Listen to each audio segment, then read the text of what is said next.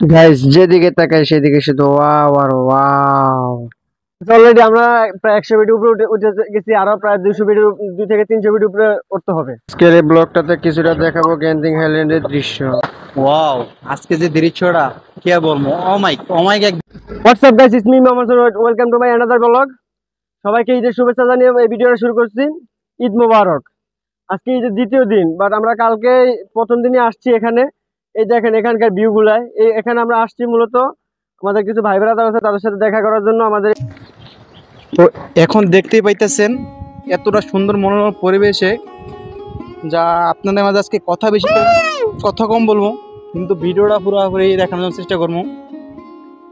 যা এমন এক পাহাড়ি অঞ্চলে আছি যা কল্পনার বাইরে। ওয়াও গাইস, সকাল সকাল ঘুম থেকে উঠে চলে যাইতেছি ঝর্ণার পাশে। আমার আগে আমার আরো ভাই ব্রাদার যারা আছে তারা সবাই চলে গেছে, তাই আমরা দুজন একটু দেরি হয়েছে। আমাদের ক্যামেরা এবং মোবাইল রেডি করতে একটু সময় লাগছে, বা আমার ঘুম থেকে উঠতে দেরি হয়েছে। এখানে অনেক ঠান্ডা, তাই একটু ঘুমটা ভালো হয়েছে, তাই তো একটু দেরি হয়েছে। তো এখানে যাই দেখি ভাই ব্রাদাররা কি করতেছে। দেখেন ওই যে সবাই ওখানে বসে প্রস্তুত, যে সবাই এখানে ঝর্ণার পানি দেখতেছে। আর এখানকার পানিগুলো নাকি ছিল সাদা, এখন হয়ে গেছে ঘোলা, কারণ গতকালকে বৃষ্টি হয়েছে। আর আমরা এখানে আসছি গ্যান্টিং হাইল্যান্ডে। আর গ্যান্টিং হাইল্যান্ডে আইসে আমাদের কিছু ভাই ব্রাদারের কাছে রাতে ছিলাম আমরা। আর এখানে আসছি, তার মানে আপনাদের কিছু ড্রোন শুট না দেখাইলে ভালো লাগে না, কারণ এখানকার মনোরম দৃশ্যগুলো ড্রোন শুট ছাড়া দেখানোর মজা পাওয়া যায় না।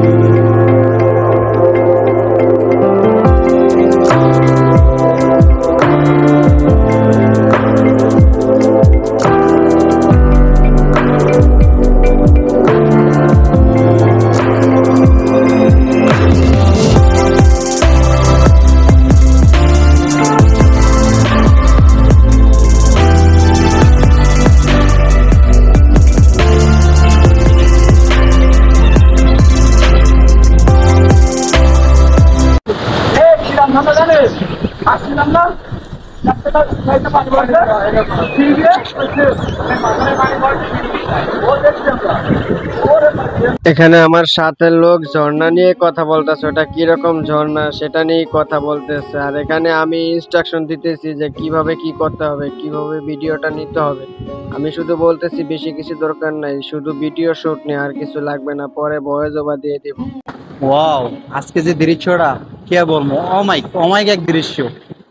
আর আমার সাথে অনেক বাইরে আছে, শুধু আমি একা প্রায় 5-7 জনের মতো আমরা আইসি আজকে ঘোরার জন্য।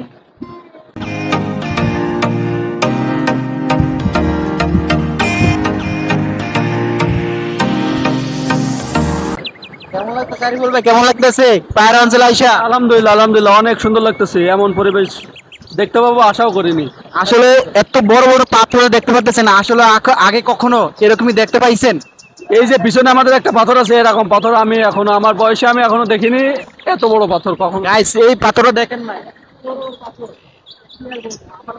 ফার্স্ট এরকম বড় পাথর। আর আগে কখনো আমি এরকম বড় পাথর দেখি নাই, লাইফে দেখা ফার্স্ট। আপনি বড় বড় পাথর দেখেছেন আর এরকম দৃশ্য দেখেছেন? না না, মালয়েশিয়াতে ফার্স্ট তো বড় বড় পাথর দেখলাম। মালয়েশিয়াতে সেই বড় বড় অনেক বড় বড় পাথর, যা ধারণার বাইরে। এখানকার এক ভাই আমাদেরকে ইনস্ট্রাকশন দিতেছে, এখানে কি আছে না আছে সব আমাদেরকে বলতেছে, আর আমরাও শুনতেছি, সবাই মিলে গল্প করতেছি, শুনতেছি এখানে কি ছিল, এখানে আগে কিভাবে ছিল, এখন বৃষ্টির কারণে কি হয়ে গেছে সেটাই আমাদেরকে বলতেছে। তাই আমরা শুনতেছি আর সবাই এটা নিয়ে গল্প করতেছে, কত মজা করতেছে সবাই। আমরা এখান থেকে উঠে যাচ্ছি, দেখেন কিভাবে উঠতেছে সব।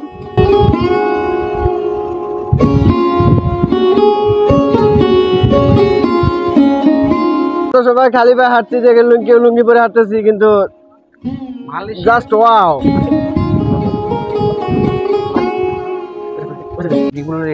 গাইস, আমরা এখন চলে যাচ্ছি যেখানে ছিলাম ওখান থেকে, এখন পাহাড় থেকে নিচে নামতেছি, নিচে নামতে নামতে চলে যাচ্ছি উপরে। দেখেন কতটা নিচে আমরা এখন আছি। আর আমরা এখন যে জায়গা যাইতেছি, এই জায়গাটা আসলে কি আর বলবো, যদি ভিডিওটা দেখেন তাহলে পুরোপুরি বুঝতে পারবেন। আমরা এখন প্রায় মাটি থেকে 7 থেকে 8 তলা বিল্ডিং এর উপরে এখন উঠতে যাইতেছি। আর আপনাদের পুরোপুরি দেখাবো ভিডিওটা, সবাই ভিডিওটা দেখবেন আর সবাই পেজটা ফলো দিয়ে রাখবেন আশা করি। তো শুরু করেন, দেখেন ভিডিও দেখার আমাদের জন্য। ভিডিওটা দেখতে থাকেন আর দেখেন সামনে কি হয়। আমাদের লোকগুলো সব সামনে চলে গেছে, আমরা আস্তে আস্তে উপরে উঠতেছি। এই যে এখন একটা মিডিল পয়েন্টে আছে, এখন আমরা উপরে আর পিছের দৃশ্যগুলা একদম অমাইক, কেয়ার করবো। মালয়েশিয়ার যেদিকে ভিতরে তাকাই ওয়াও, মালয়েশিয়ার ভিতরে অসাধারণ একটা পাহাড়, আর কি আর বলবো। আমার সত্যি কথা বলতে আমার লাইফে দেখা ফার্স্ট। গাইস আমরা এখানে আসার পরে রাতে বৃষ্টিতে ভিজার পর যতটা কষ্ট পাইছি তার চাইতে বেশি খুশি হয়েছি। তাই এখানকার এই ভিডিওটা দেখেন যে কিভাবে কি হাসি খুশি ভাবে সবাই উঠতেছে, এত কষ্ট হইতেছে তারপরে কিভাবে হাসি খুশি। গাইস এখানকার দৃশ্যগুলো যে কতটা অমায়িক তা এক নজরে দেখতে থাকেন মিউজিকের সাথে সাথে।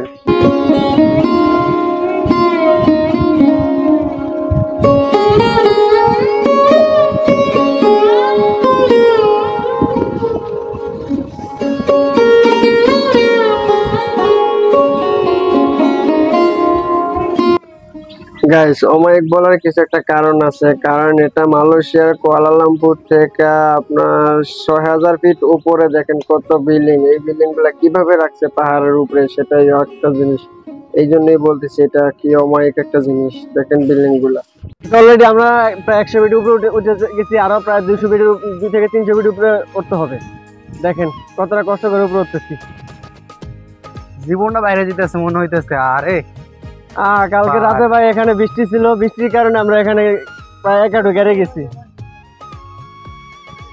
এখন পুরো মাটি শক্ত হয়ে গেছে, বৃষ্টি তো নাই, মাটি শক্ত হয়ে গেছে। উফ, আরো ভাই ৩-৪০০ ফিট উপরে উঠতে হবে। কই ভাই আপনারা, কই আপনারা কি আছেন পিছনে? সারা দেন না কেন? ও ক্লান্ত ভাই সবাই। ও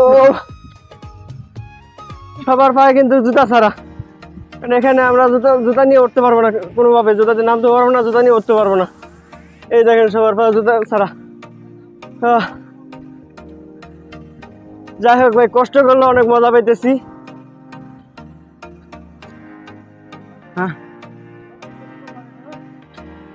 এখানে দেখেন আমরা সবাই গেন্টিং হাইল্যান্ডে যাওয়ার পর কেবল কার থেকে নেমে তারপর আমরা পার্কে নেমেছি। তার পার্কে নামার পর আমরা ভাবছি যে বিভিন্ন রাইডে উঠবো, তারপরে চিন্তা করলাম যে না, রাইডে উঠলে তো আমাদের সময় থাকবে না।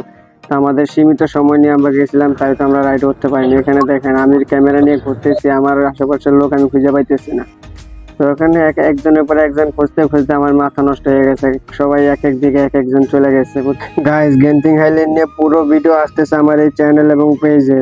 চ্যানেল হলে সাবস্ক্রাইব করে রাখবেন, পেজ হলে ফলো করে রাখবেন। আপনাদের জন্য এত কষ্ট করে এই ভিডিওগুলো বানানো, তো আপনারা যদি একটু সাপোর্ট করেন আমাদেরকে, আমরা আরো অ্যাপ্রিসিয়েট হবো ভিডিও সামনে দেওয়ার জন্য। সো গাইস হাসি ভরা মুখ নিয়ে আজকের মতো বিদায় নিচ্ছি।